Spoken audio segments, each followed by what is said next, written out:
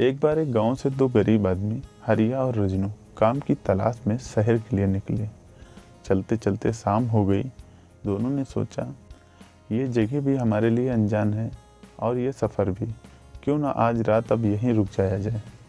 दोनों ने विचार करने के बाद ठहरने के लिए जगह तलाशना शुरू कर दिया और थोड़ा आगे जाने के बाद उनको एक मंदिर दिखाई पड़ा। दोनों मंदिर में चले गए। इतना थक गए थे चलते चलते, फिर दोनों विचार करने लगे चलो अब खाना खा लिया जाए, उसके बाद फिर आराम किया जाए, क्योंकि कल सुबह फिर जल्दी से उठ के हम लोगों को काम की तलाश पे जाना है।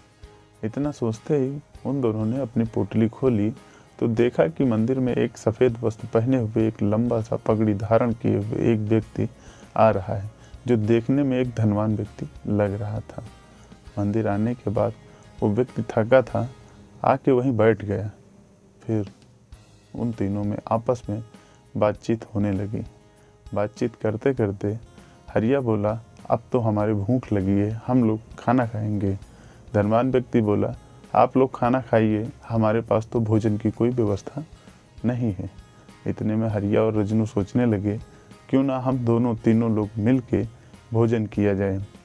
अब पोटली खोली गई तो देखा गया हरिया की पोटली में 5 रोटियां थी और रजनू की पोटली में 3 रोटियां थी। अब रोटियों का बंटवारा कैसा हो, ये तीनों विचार करने लगे। हरिया कहने लगा हे धनवान व्यक्ति, आप 3 रोटी खा लीजिए और हम लोग 2.5 रोटी खाएंगे।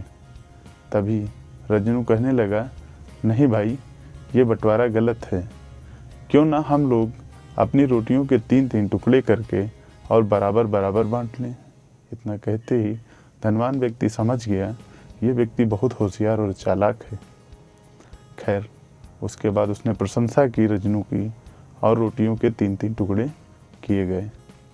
हरिया और रजनू के रोटी के टुकड़ों को मिलाकर टोटल 24 टुकड़े बने और तीनों ने बराबर बांट के 8-8 टुकड़े खाए। खैर रात में तीनों सो गए। सुबह हरिया उठा तो देखा कि वो धनवान व्यक्ति गायब था। उसने रजनू को जगाया, कहा वो देखो धनवान व्यक्ति चला गया, हम लोगों को धोखा दे गया। खैर उसके बाद उसके बिस्तर पे देखा गया, जहाँ वो लेटा था तो वहाँ एक पोटली रखी थी। दोनों ने मिलकर देखा उस पोटली में 8 सोने के सिक्के हैं। अब दोनों आपस में बहुत खुश हुए और सोचने लगे वो धनवान व्यक्ति तो चला गया, शायद उन रोटियों का ये पुरस्कार हम लोगों को दे गया है, क्यों ना अब हम लोग इन रोटियों को बांट लें। अब हरिया कहने लगा रजनू तुम्हारे पास 3 रोटियां थी और हमारे पास 5 रोटियां थी, क्यों ना तुम 3 सिक्के ले लो और हम 5 सिक्के ले लें। रजनू कहने लगा नहीं मित्र, उन रोटियों को बांटने की युक्ति तो हम ही ने बताई थी, इसलिए ये सिक्के बराबर बराबर मिलने चाहिए। हरिया सोचने लगा जब रोटियां हमने ज़्यादा खिलाई हैं तो सिक्के हमको ज़्यादा मिलना चाहिए। रजनू सोचने लगा जब युक्ति हमने बताई है तो सिक्के हमको ज़्यादा मिलने चाहिए। खैर इसी बंटवारे का झगड़ा होते होते शाम हो गई और दोनों विचार करने के बाद मंदिर के पुजारी के पास गए और कहने लगे हे पुजारी, आप तो यहाँ रहते हैं, भांत भांत के लोग आते हैं, सबसे मिलते हैं, जानते हैं, आप बहुत ज्ञानशील पुरुष हैं। हम लोगों के पास 8 सोने के सिक्के हैं जिनका बंटवारा कर दीजिए और अपनी रोटियों की पूरी कहानी रात में उस धनवान व्यक्ति के साथ क्या और कैसे हुआ सुनाई। इतना सुनने के बाद पुजारी आश्चर्य में पड़ गया, आखिर ये दोनों व्यक्ति कितने मूर्ख हैं जो इतना सरल बंटवारा खुद नहीं कर पा रहे हैं। अब वीडियो को 10 सेकंड के लिए आप लोग रोक दीजिए और उसके बाद कमेंट करके बताइए अगर ये निर्णय आप लोगों को लेना होता तो आप इस निर्णय को किस प्रकार से लेते, ये बंटवारा आप लोग किस प्रकार से करते, कमेंट करके ज़रूर बताएं। पुजारी सोच ही रहा था क्यों ना इन सिक्कों को हरिया को 5 और रजनू को 3 दे दिया जाए और बंटवारे को ख़त्म किया जाए। लेकिन फिर मन में सोचा आखिर ऐसा क्या था जो इन दोनों लोगों ने अपना बंटवारा स्वयं इन 8 सिक्कों का नहीं किया और हमारे पास है। वो चिंता करने लगा, मन ही मन सोचने लगा आखिर कहीं हमसे कहीं अन्याय न हो जाए, आखिर ये क्या माजरा है इन सिक्कों का। पुजारी मन ही मन सोचता रहा और शाम की पूजा आराधना करता रहा।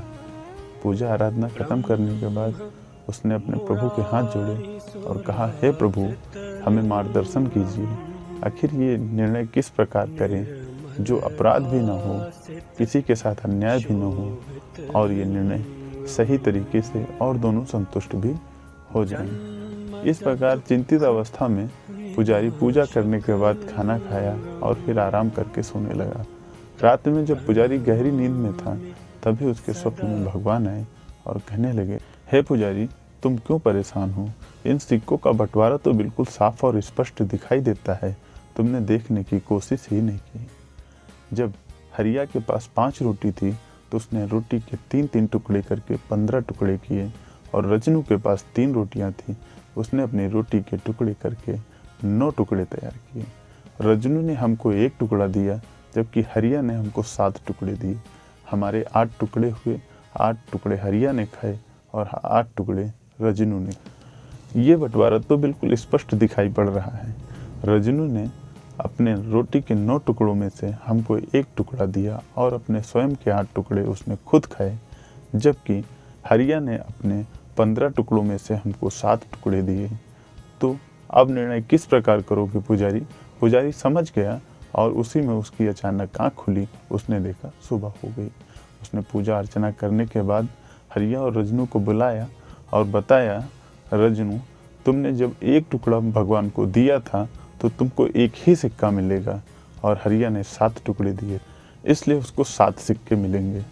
इतना सुनने के बाद रजनू के भी समझ में आ गया कि हाँ, हमने तो 8 टुकड़े खाए। इस कहानी से हमें ये सीख मिलती है कि अगर जीवन में कभी कोई ऐसी कठिन परिस्थिति आ जाए जिसका निर्णय या फैसला हम स्वयं न कर सकें तो हमको अपने बड़े बूढ़ों से एक बार सलाह अवश्य लेनी चाहिए। अगर उसके बाद भी बड़े बूढ़े सलाह न दे पाएँ, अगर आप उससे सलाह से संतुष्ट ना हों तो उस फैसले को कुछ समय के लिए भगवान पे ज़रूर छोड़ देना चाहिए, क्योंकि अक्सर बहुत बार देखा गया है जो फैसले भगवान के ऊपर छोड़े जाते हैं वो बहुत न्यायप्रिय होते हैं।